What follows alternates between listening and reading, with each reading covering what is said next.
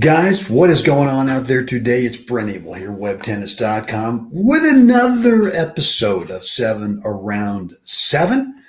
I hope you're having a great start to your morning wherever you are. I'm here in the Rocky Mountains, Steamboat Springs, Colorado. Looking forward to another fun-filled day of adventure out there with who knows what we're going to do today. Actually, Maya and I are going to go out and hit some balls in the clay court around midday today for about an hour. I'd like to get her out there once a week. Try to keep her tennis skills a little sharp. She's big time into pickleball. Fine and dandy. That's cool. Whatever makes her happy, right? Happy wife, happy life. Yeah. Anyway, guys, where are we? We are 8 a.m. here in the Rockies, but 7 a.m. out there in the West Coast. Hence 7 around 7. The first 7 part being 7 minutes around 7 a.m. Well, I'm way better with the 7 a.m. part. 7 minutes, not so good. Just yak attack, right? So anyway, guys, what I've got for you today is we're going to do kind of a little what's the right shot episode. We're well over, close to 300 episodes of what's the right shot over the years. I've lost count as to what the last one is. So I'm just calling this one What's the Right Shot on June 17th, 2021. We'll go with that. Before we get into that, and really what we're going to be looking at today is what's the right shot for my good friend Chris Morgan here with this low volley, right? He started up at net, and this is what happens a lot to us. We start up at net, and then all of a sudden we've got a low volley that we got to deal with. And I want to show you Chris's shot choice here and why I think it's good. And we'll talk about some other shot choices in this situation, maybe not so great. Before we get into that, a couple things. Number one, the Sievertson 12, those 12 golden little nuggets that I got from the great Dave Sievertson, been 5 or 6 weeks ago now, right? When I worked with him before I went to Atlanta, I had 4 sessions with Dave. And look, I've digitized the 12, and I've actually each one of the 12, I've kind of given my own 2, 3, 4 minute take on it. And so you can pick up the Sievertson 12. It's over at the Web Tennis members area. If you're not already a member, and if you're not on my email list, first of all, if you're not on my email list, you got to do that. Excuse me. It's free. No spam, no charge, no nothing. Go over to webtennis.com and get signed up. Just drop in the first name and email address. Wish I had a glass of water here. I don't.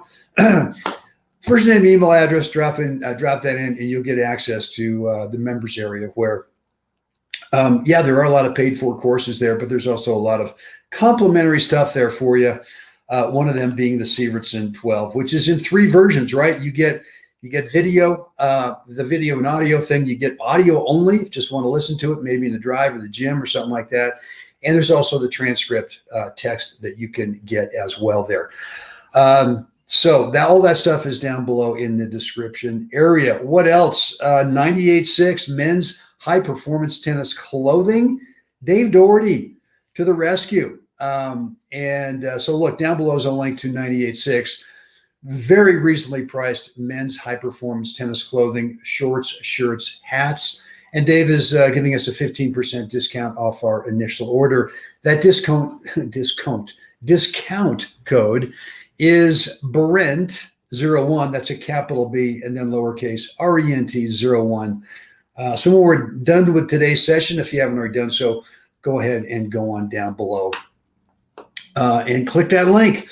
Take you over to 98.6. All right, guys, let's take a look at what I've got for you today with this version of What's the Right Shot. And let's see, who do we have here? Well, we got the great Len Wofford. We got the great Paul Wolf. We've got the pedestrian, just the average everyday Joe, Brent Abel right here. And, the smart Brent Abel, because I always try to find myself a really good partner. And in Chris Morgan, I have done that. So let's back this bad boy all the way up to the start here. And yours truly with the return. Get that player out of there, get that out of there, and we'll start here and just kind of go with this. So, one thing we've been talking about lately is your target. And I think too often what we think about with the return, especially against a guy who serves and volleys, is we think, I want to play it down to the guy's feet. And that's true. We do want to get this return, hopefully down to the return, down to the server's feet. Obviously, we're trying to play keep away from the server's partner. But the mindset with all of those things, especially the keep away part, is not a real specific target, because you don't really know keep away in terms of where that server's partner is going to end up as you make contact. And so for me, the better target is a spot over the top of the net. And, in this forehand here, it's going to be right about here, right? So I'm looking at this white line as like a backboard, right? There's a white line on the backboard. What do we try to do every time we hit a ball on the backboard? We just try to hit it over on top of the white line. Well, my thought here is the same. If I can get this return over the top of the white line in terms of a specific spot, well, then you know what? It's probably going to end up at somewhere and make this guy have to at least have volley, right? So let's take a look at what Chris does now, right? With my return, Chris right here, I know a lot of you can say, well, what's he doing looking back? Well, that's a whole other discussion. And I have no problem. I have no problem with the returner's partner looking back. I know. Infidel in the temple. A lot of people go, oh my God, you never do that. You never should do that. You should always be looking across the net at that net player. And it's true. There are some net players when I do. But there's most of the time I'm looking back. I want the information right now as to what my partner's return is. And for Chris, he's now taking a quick peek, making sure no one's crossing, sees no one's crossing. And now he feels like he's in charge, right? He gives one little move out to the middle, and that may be enough to draw the ball to him. And that's where we are going to stop the video right here. And I'm going to ask you, what do you think is the right shot, right? Note's a little blurry. My apologies for that. But look, if you're Chris, let's maybe take it from the other side of the coin. What's the wrong shot? Well, the wrong shot on a low volley like this is to play the ball where you think the point could end, right? When this point, maybe Chris is thinking in the middle, right? Or maybe he's thinking, some kind of fancy little cross court around the corner thing. It can work. It's been done before. I'm not saying it's completely the wrong shot, but if this is the first time you've tried to play that shot in the last 17 years, maybe not the right shot choice, right? But the reason I don't like going in the middle on this ball is because number one, you've got to hit the ball up, right? And unless you really feather it down low, especially with Lenny here, a lefty with his forehand volley, not that his backhand volley is bad, it's good. But I'm just saying that, number one, you got to hit the ball up at an angle. And if there's any up where, if the ball hangs up at all, Len's got a real opportunity to just drive that volley through the middle. But the other thing is the middle gets bigger here now because as Chris is doing, or where Chris is playing this from, he's not really, he's got to play the shot and recover, and he may not have enough time to do that. So to me, the right shot in this situation is to play it back to the deepest guy. And the deepest guy right now, obviously, is Paul. Chris is not going for a winner. I know he's just trying to get it back down low and recover. And that's it. That's simply it. It gives us as a team a chance to maintain good court positioning, and it gives me an opportunity to do something pretty stupid, even though it works out. Come on. What's the right shot here? Well, the right shot is always based on two things, right? Number one, what's your shot choice, and where's the next best court position? Well, if we start with what's the next best court position for me, it would be shove it back here and move up on top of or just inside the service line.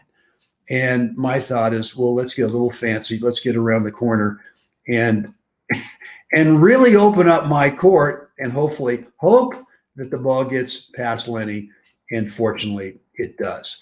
So, look, I'm not saying this is totally the wrong shot in terms of the volley, because it could be that Len right here is already anticipating where I'm going to take it, and he's looking for it. And yet it's a guessing game, right? The whole thing in doubles is a guessing game. You never know 100% for sure where an opponent's going to be. So let's kind of take this back. I know that on StreamYard, the real-time thing is not great, but a little herky-jerky, but we'll take a look at it anyway. And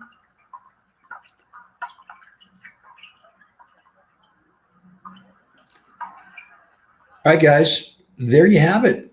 So let's see if I can go back here. Yeah. So there you have it. Look, would love to get your feedback, your questions, comments, remarks. Stick it to me, man. If there's something you don't like about it, yes, give it to me. Be critical. Step up. Be confident with it. I don't know. Maybe not. Maybe be nice. What's wrong with being nice? I mean, we are trying to get out there and help someone else have a great day every day, right? So, look, guys, I do want to hear from you, though, about today's What's the Right Shot episode down below in the comments area. Whether you're on Facebook or YouTube, you can also direct message me at Facebook or shoot me an email, Brent@WebTennis. Could be on today's topic. You know, it could be something else that's going on with your game that maybe you've been working on it, haven't yet quite figured it out, and would like maybe a different way of thinking about it. You never know. Let me know. Guys, down below in the description area, check out 98.6 men's high performance tennis clothing, 15% off your initial order.